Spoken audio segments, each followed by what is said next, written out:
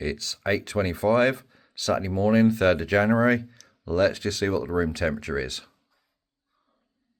15 degrees.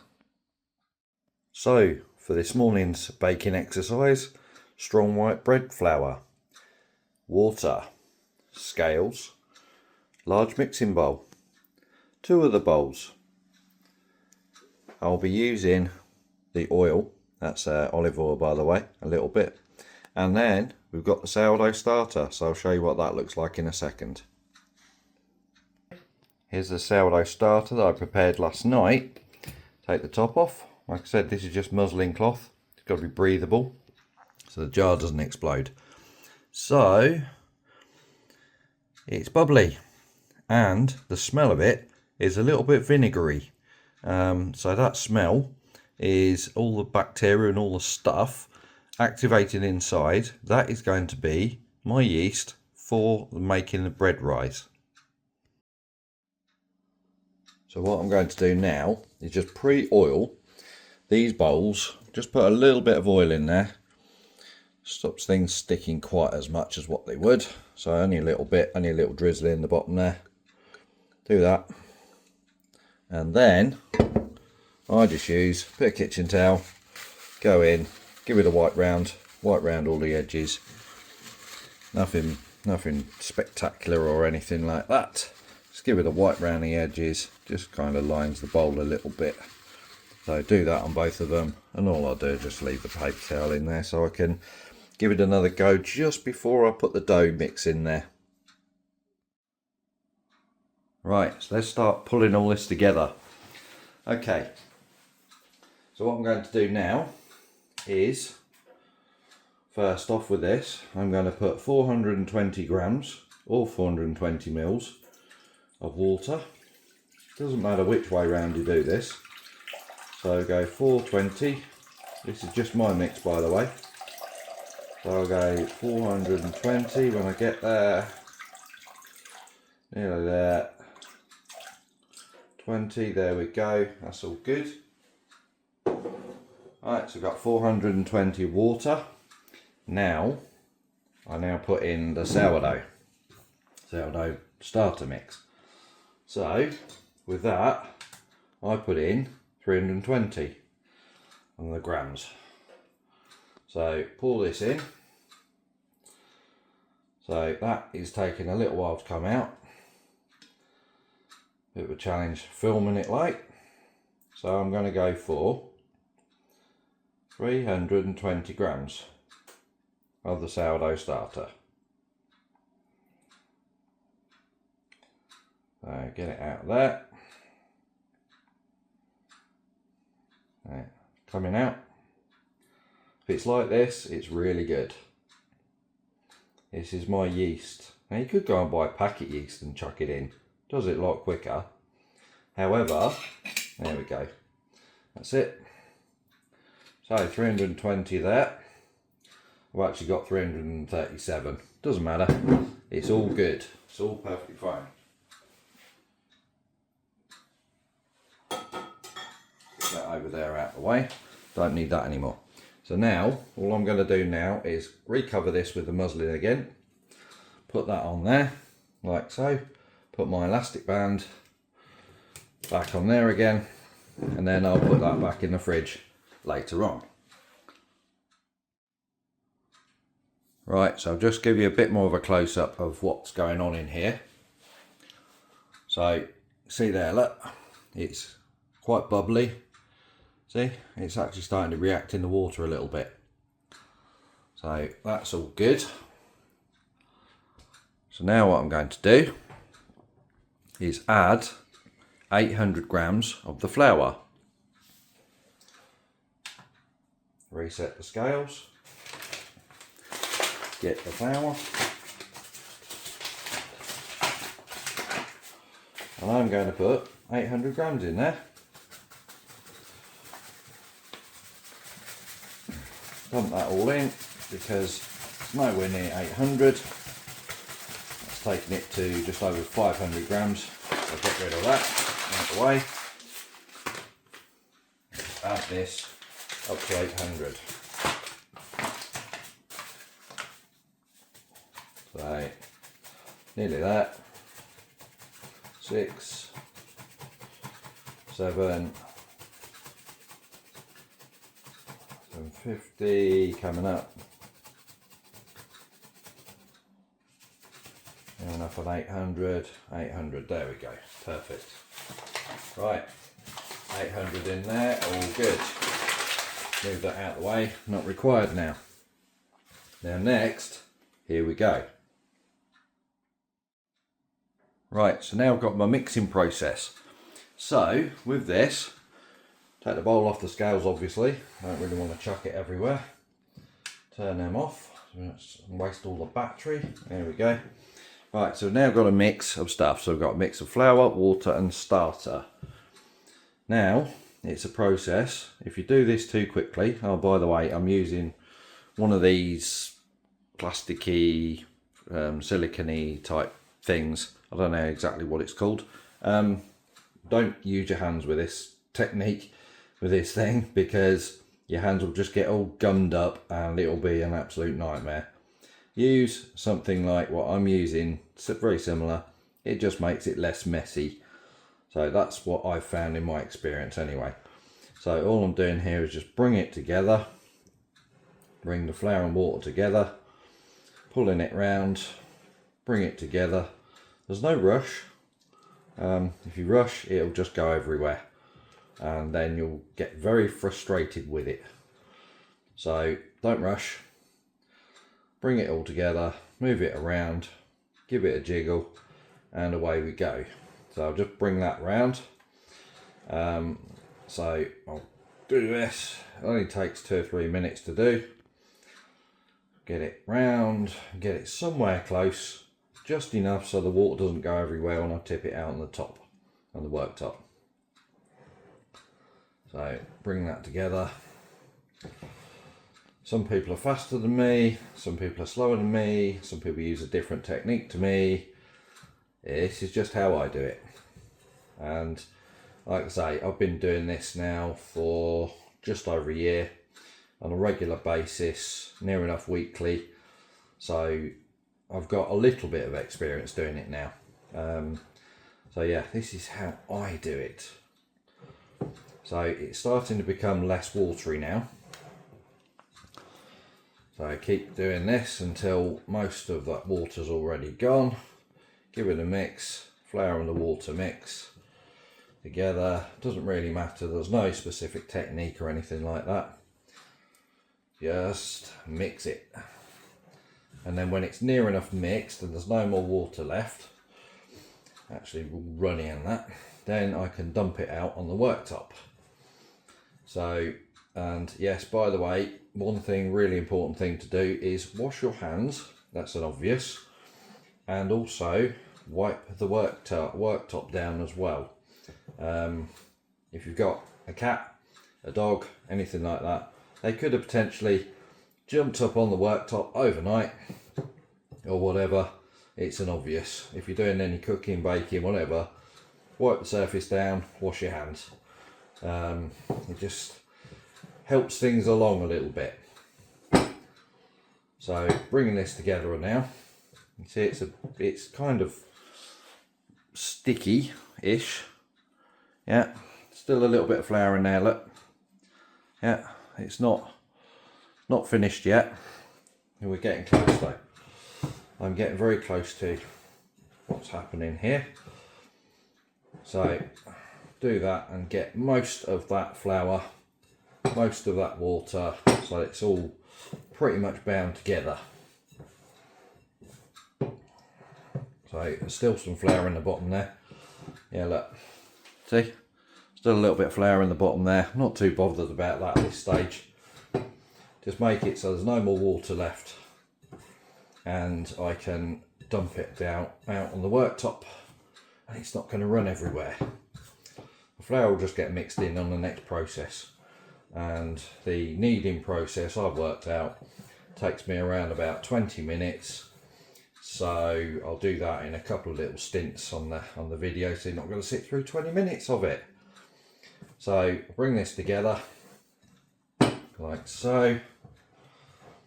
Like I say, ain't got to be perfect, It's not a work of art, anything like that. So bring this together like so. There we go, near enough there. Right, that to me is done. That's enough to chuck out on the worktop.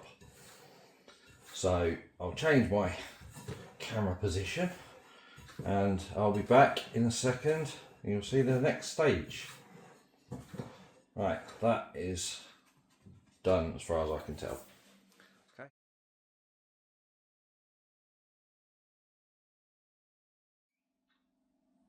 Right, about ready to dump this out onto the worktop now. Right, here we go. So you just see me mix it. Get hold of this little guy. Give it a bit of a scrape. Bit of a do. Pull it out of the bowl. Like I say, there's absolutely no rush with this whatsoever. Right, just get it so it all comes out. See, it's still got some flour in there. So it's kind of mixed. It's nowhere near bread-like yet. So get that all out there like so. Out there, right like that. And then I'll just scrape this off of here. Like so. Give this a little bit of a do. Like I say, there's no real technique to this at all, in any way, shape or form. It's just a process of bringing some ingredients together, pull it together, and then bash hell out of it. And the way to describe the kneading process, most people say, well, imagine somebody or something that you really don't like and it's really annoyed you, and just go for it. So at least that's my process anyway. So give that a little bit of a scrape. This is why we wash our hands beforehand. Wash our hands because up to now it's been a relatively clean process. So this is where it gets very interesting, and sometimes people can find this a little bit boring, this bit. It's a very important step though. Right, here we go. Here's with the kneading process. So up to this point you've just seen it as a bunch of ingredients all pulled together. So I'll just roll this round on the worktop. See, there's still a little bit of flour there, right? That will all mix in. Right, and right at this stage, it feels quite lumpy.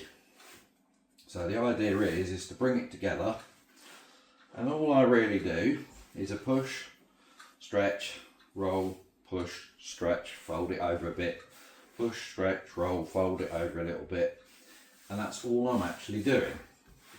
Oh, by the way, that little funnel thing is actually by for the Kilner jars. So yeah, so that's what I use. You can, there's no real technical way of doing this. There's no specific items to use. The items that you'll see in this video is just stuff that I use.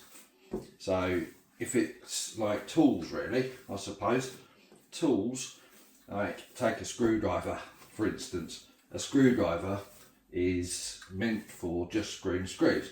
However, how many times has a screwdriver been used as a hammer, a chisel, a pokey out thing, and that kind of stuff?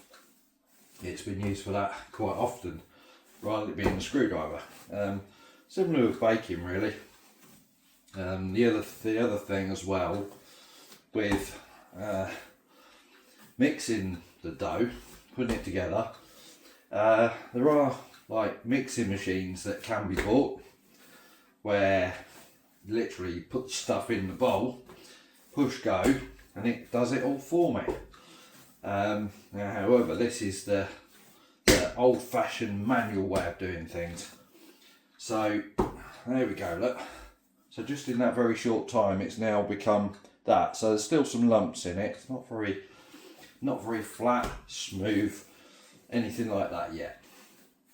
This process I've found normally takes about 20 minutes for me to do it. It may take you less time. Depends how much you bash it, stretch it, pull it, fold it, that kind of stuff. And this is literally how I do it. So, bash it, push it, twist it around, give it a bash on the worktop. This is how I do it. Now right now, like I showed earlier, it's around about 15-16 degrees in here, and it's winter time, cold outside. This is now, as I'm pushing and stretching, see, it kind of tears, it's not very strong. So, and the dough is really cold, like I say. So what happens is, with the dough, it goes through stages. So I've done the first stage, bringing it together. Now it's the strengthening. It's the strengthening, it's the pushing, the twisting. It's there's no specific technique to it. It's a case of push it, twist it, pull it, bash it, whatever. You can go like that with it if you choose. You can go like that. At this stage it really doesn't matter. The more you do, the better you get at it. It's as simple as that. When I first started doing this, I really had no clue whatsoever. It's like kneading, what on earth's that? And I've now realised, through doing this for a very long time, that this process is worthwhile. I could go down the shops and go and buy one of these things. You'll notice though, with this one, all I've actually done, I'll just check my camera's still recording because it's going through all this process. Yep, all good. So going through all this process, I've noticed quite a big difference with the one that I make and the ones that I buy in the shops. Part of the reason is, the ones that are bought in the shops, the time isn't put into it, because most of the time it's all done by machine and there's no real care gone into it. And as you've seen, literally the flour and water starter, water and strong bread flour. There's no additives, preservatives, E numbers, X numbers, Y numbers, anything like that in there. It's all very natural. So all I do now is keep bashing, twisting, rolling and folding, and yeah. So now it's a little bit still tearing, it's less than what it was a minute ago. The dough now is still cold. So part of the reason for doing this as well is that starter, which how I actually made that was flour and water mix and a little bit of live yoghurt, or natural yoghurt as it were, just to get it going. And that's a 7-day process. Put a quantity of flour and water, only needs to be a little bit, something like about, you can start off with like 20 grams of each. 20 grams of each, put a little bit of natural yoghurt in there, about the same quantity, a couple of teaspoons probably, something like that, just to get it going. It is possible, however, to get sourdough starter together just with flour and water, because it's a process over 7 days. Put a little bit in, leave it for a day in a warm place, give it a stir the next day, and then day number 3 is chuck half of it away and add another 50-50 mix of flour and water at this stage, no more yoghurt required. And then basically by day number 7, when it's kept in a warm place, it will start to become bubbly. And at that point then, that is where the sourdough starter, which is the yeast product, which is all it is ready to go. Now, as long as you follow a little process of put it in the fridge for, it'll last for like 2-3 days in the fridge, take it out, give it a stir. Supposed to ideally add like chuck 50% of it away and then add a 50-50 mix just to keep a mix there really. I've found though, because I do bread making every week, I don't need to chuck the stuff away. So my version of throwing half of it away is when I do the bread mix. Yeah. So that's only after a very short time. Look. See, it's tearing not quite as much now. It's got less tears in it. And it's also looking a lot smoother. And the dough itself is starting to warm up a little bit. Now there are YouTube videos showing how to make this, which is partially how I learned. Although, if I'd have been been taking a class, or somebody actually physically being there, physically doing it, somebody showing me how to do it, watch it, do it, hands-on is where the learning's done, not sitting in front of a computer watching stuff. Not anything, I suppose. I do the various things, like a bit of woodwork, a bit of metalwork, stuff like that. I had to go at welding. Built a car many years ago from a kit. That was quite an interesting thing. Made a lot of mistakes there. Actually physically doing things, I reckon, teaches us a lot more. It's a bit like the youngsters. The youngsters probably say to them about making bread and about the most natural, trendy bread going. They go, no, ain't got time for that. Rather sit on a laptop or a computer screen, something like that. Which don't get me wrong. We need people with different skills, different attributes to do different jobs. So yeah, this is now starting to warm up a little bit. So all I'm doing is pushing, stretching, folding, hitting, whatever. So you can be as rough as you like with it, or as soft as you like with it. Doesn't really matter at all. If you're feeling kind of a bit angry or annoyed, that's a good time to do it probably, because more likely to get this done quicker. So all I'm actually doing is push, stretch, fold, jiggle it a bit and move it around. See, that's all I'm doing. This is why we wipe the worktop down. So do this, and this is now starting to come off my hands. Okay, it's absolutely fine. I know though, this is not ready. This is not ready. It's going to go through 2 more stages.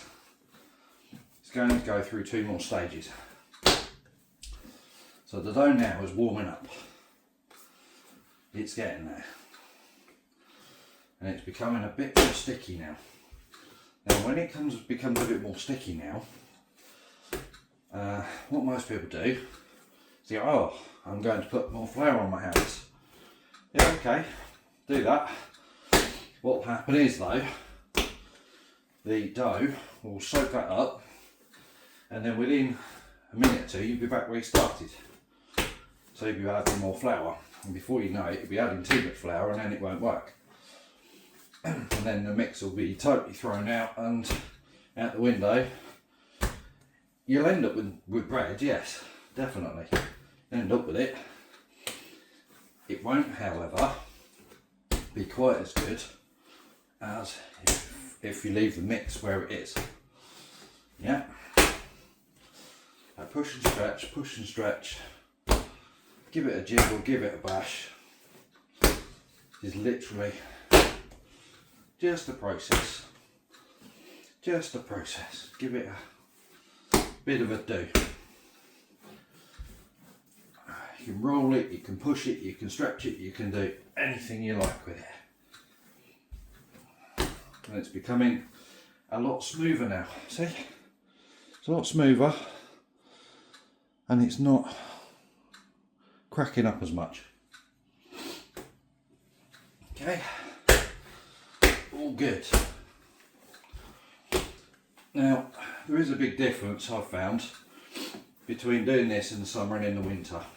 Most of it's time and what happens. So this piece, in the winter time, a lot more time is required to actually get it done. So yeah, I can now stretch this, look, a bit more. And the dough is starting to warm up, so that sourdough starter, that yeast, is actually warming up now. So, and I've been going for what, about 13 minutes now. So, push, stretch, move around a little bit. Like I say, this is round about a 20 minute process for me to do, and from start to finish takes me around about 45 minutes from getting the stuff out to getting the dough into the bowls. That will be the next process. So that sourdough starter is reacting now, warming up. It's starting to warm up a bit, I can feel it now. That's good. So the dough now, look, it's getting less pulley apart. Yeah, so, and it's now starting to become more sticky on my hands, okay? So it's now going through stage 2. So this is stage 2. Push it, stretch it, jiggle it, move it around. Like I say, no technique. I've found personally that doing it on the worktop is far easier than doing it on a tray, a board or anything like that. Some people might say, well, do it on a board. Okay, you've got to secure the board down somehow. Just do it on the worktop, it's easier. Clean the worktop first, all good. That's what worktops are for, baking stuff. So this is all I'm doing. Push it, squeeze it, fold it around, give it a bash, give it a bash, give it a bash. This is where, what I said earlier, if you are in a bit of a bad mood or something and fancy taking it out on something, this is a good thing to do, because it will probably get done quicker. So I've been going on this now for 16 minutes and it is getting very close. So the dough's now gone through stage 1. It's now into stage 2, where it's in the stickier stage, and it's now starting to really tighten up. And ideally get this to a stage where it becomes like an elastic sheet. So an elastic sheet can be where sort of pick it up and then stretch it a bit and then it gets thin, so it's still tearing, right? Doesn't really matter in my experience with this. Some people say, well, you've got to get it to a stage where it doesn't tear. Well, okay, could be there forever and a day then. Like I say, perfection is not the idea of this. It's a case of put some stuff together, chuck it in, get it going, and end up with a good healthy product. And apparently as well, sourdough has very good properties for fixing gut problems. So anybody that's out there that's probably got like a few challenges, shall we say, it's may help. Not saying it's going to help, by the way, because like I say, I've shown the ingredients that's in it: strong white bread flour and water and the sourdough starter. What this hasn't got in it is it hasn't got any added gluten, it hasn't got any added E numbers, X numbers, Y numbers, P numbers, whatever you want to call it numbers, preservatives in there. It's very, very simple. Simple, basic, easy. I was talking to somebody recently, when was it, earlier on this year, last year, and mentioned to them about this. They were saying, oh, that's just glue. Oh no, I know it's just glue. He said, I said, well, what bread do you like then? And he said, oh, I've named a brand of bread. I was like, hang on a second. So you like the bread out the shops that apparently isn't glue, although it's made of flour, water and other stuff, and yet you don't like the idea of sourdough. One other thing about the sourdough starter as well, don't ever add salt or whole grain flour to it, because you will kill it. You will kill it. It's a live thing. It's got to be kept to a certain state. If you wish to add any salt, sugar, fruit, herbs, anything like that, now is the time to do it in the kneading process. So it brings it all together. So now that is pretty much there. Oh, look. See? It's all just peeling off my hands now. So when I do that little test, it may split. I'm not too worried about that though. It's not splitting as quickly. So I can tap my finger behind it and it's a lot stronger now. See, I can pull that like that and it's a lot stronger. I'm tapping my finger behind it and that has now got to the strength that I'm requiring. So that is done. That process is now done.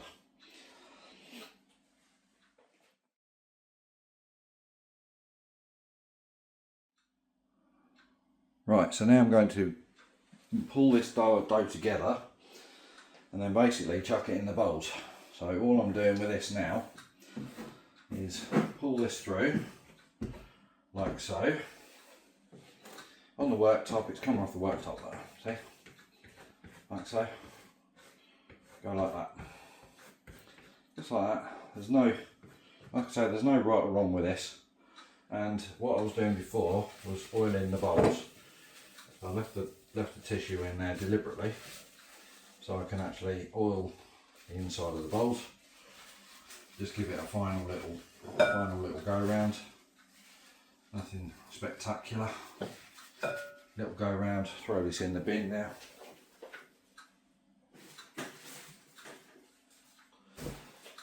That's that done. Next stage. Get it off the spatula thing now. So, right. Now what I'll do is just get it off my hands. Get it roughly off my hands. Yeah. This is why wash our hands in the beginning. Wash our hands in the beginning. Okay, so I'll just get this all off. Near enough. Yeah, like I say, ain't going to be anything special. Get it mostly off. There we go. That's it. All good. Right, so now I require this to be in 2 make it so that I can be in 2 equal bowls, 2 equal piles as it were. There's no specific way of doing this at all. So there we go, roughly round about there, eyeball it, and then go in and just give it a bit of a scrape, like that. Go in, give it a bit of a scrape, like so, like so. And then what I'm going to do is get hold of it like so, and go like that. Dump it in. Dump it in. It's not going to be pushed down, flattened or anything like that at all, in any way, shape or form. Get hold of it, scoop it off, put it down. Put it down, peel it off, job done. Like I say, all the way through this process, a lot of people will get to this sticky stage and then go, oh, I need flour. I need flour. Flour's going to stop it. It's going to make it less sticky. Yes, it will. It'll add extra flour to the mix though. Right, so that itself is actually stage, what is it now? Yeah, so that bit's all in, all done that, and it's now in the bowls. All good, don't need that anymore. Now I go and do the tidy up stage.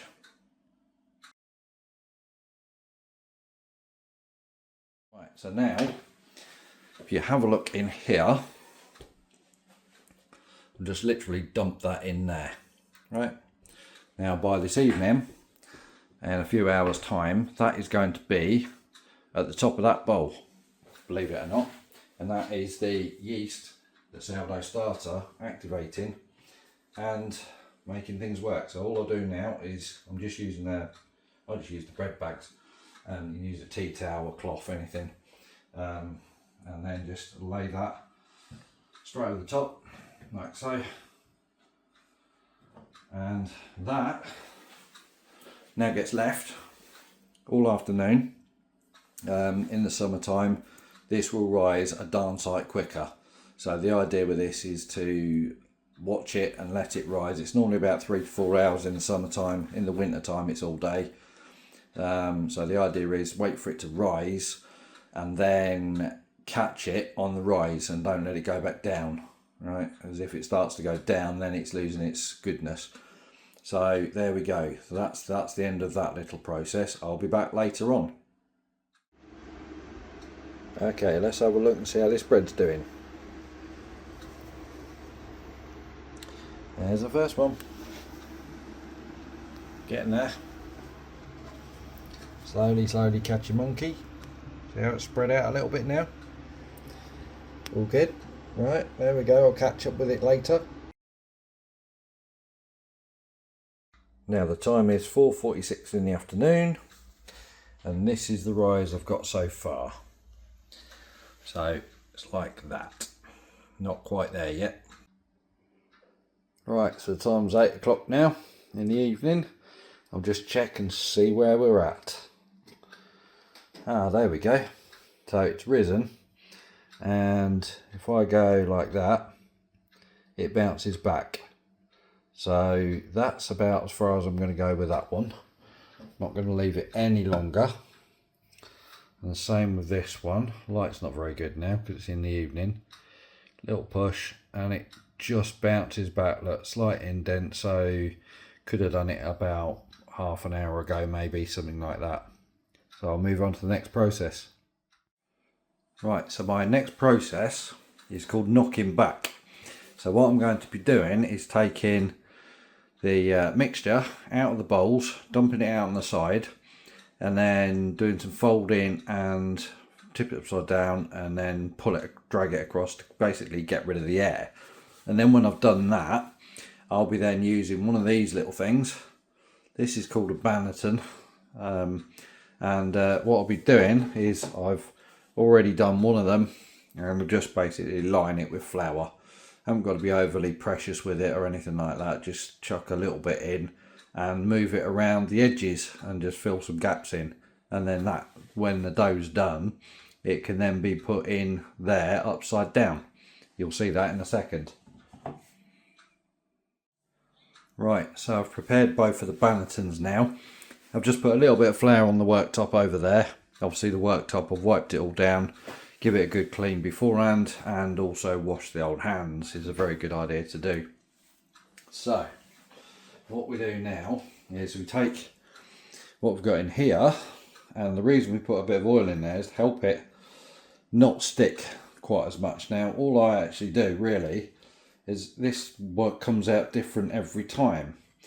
So all I'm doing there is just pushing down the edges very slightly. Now the idea is not to do too much with it at this stage.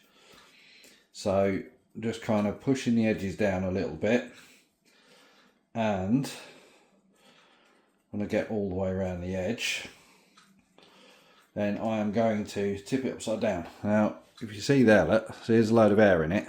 Now that's aerated all the way around, right, in different places.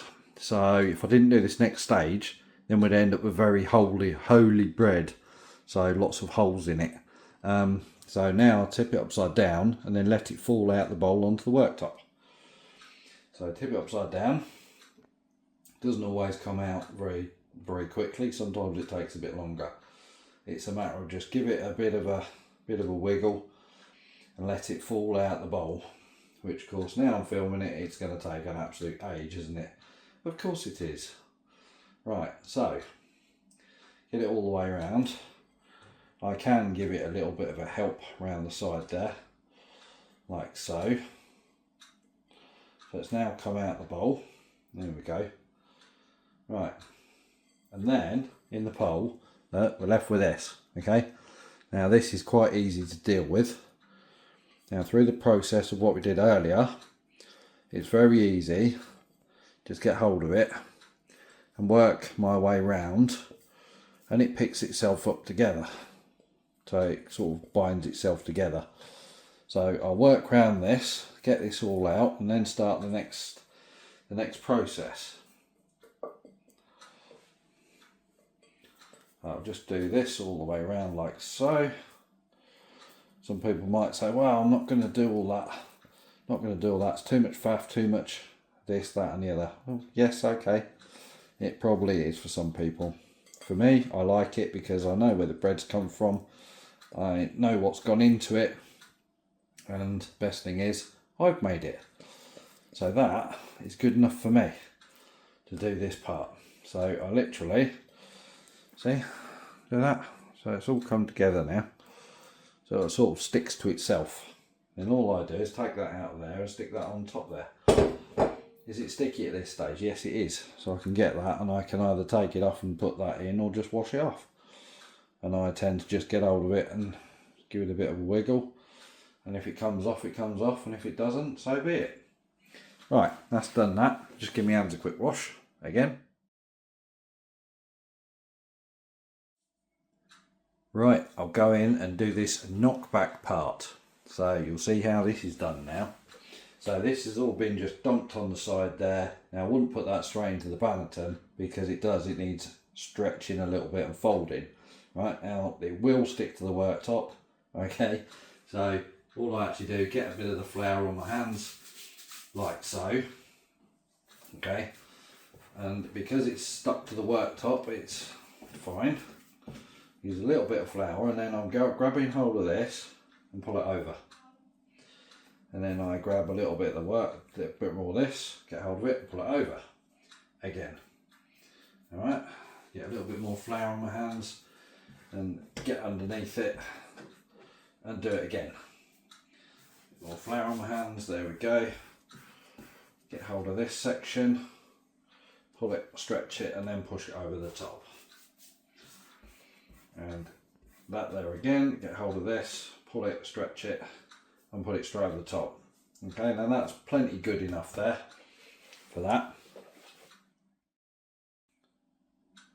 Right, so now I'm going to flip it over and then drag it across the worktop. You'll see what I mean. So a little bit of flour on my hands again. Right, now the idea is that I get hold of this, get it off the worktop like so, a little bit of flour underneath it, like that, and it does all come off. A little bit of patience required with this. I get hold of it, go in there like so, okay, get under there like that, round there, and just basically loosen it off, alright, so loosen it off like so. It's all now nice and loose on there. Right, so that's that piece done. Now this part is where I do the drag. And this bit, sometimes it drags nice and easy, sometimes it doesn't. Sometimes it wants to roll, sometimes it doesn't. So the idea is now that I drag this along the worktop and it basically tightens up the dough. So, a little bit of flour on my hands, cut my hands behind it, get hold of it and drag it. So I'll drag it and the front folds underneath and the back stays where it is. And then it's move it round 90 degrees, put it back on the worktop and then pull it and then it drags. It's grabbing the worktop very slightly and then I'll push it underneath, do it again, and I just keep doing that. And I keep doing that until it starts to drag and it's more of a dough shape type of thing. So it does take a little bit of time, a little bit of practice. If it doesn't roll, just give it a push and push down slightly. And it will grab, it just takes a little bit more time to do things. So now that's grabbed, look. See that? Pulling on that dough, pulling on that. There we go, like so. Okay. And then pull and drag, pull and drag. So the idea is it's tightening it up. Okay. So it's pull and drag, pull and drag. So the front bit grabs and then it gradually tightens up. And you may have to do this, go around this a few times. It's one of those things that I can tell you what's happening, but if you were to actually do it, you'd see what I was on about. So I'm pulling and dragging, and the front grabs a little bit, and all it's doing is that air that was in there, in the bowl, that you saw a second ago, it's just tightening that dough up a bit more. So it's tightening the dough up, and that's literally all it's doing. That's the whole process of this. So pull and drag like so, pull and drag like so, without of course pulling it off the edge of the worktop, which would be quite funny to watch and quite comical, although it would be a little bit of waste of dough by doing this. So this is starting to get a bit tighter now as we go. So I pull and drag, pull and drag, pull and drag. A lot of people will say that there's a better method of this, they don't do that and this, that and the other. That's okay, that's perfectly fine, because I'm doing this, it's my dough, so I'm doing this way. So I'll do that like so, like so, like so, like that, like that. And you've got to be too precious with it, just don't be as rough as when kneading.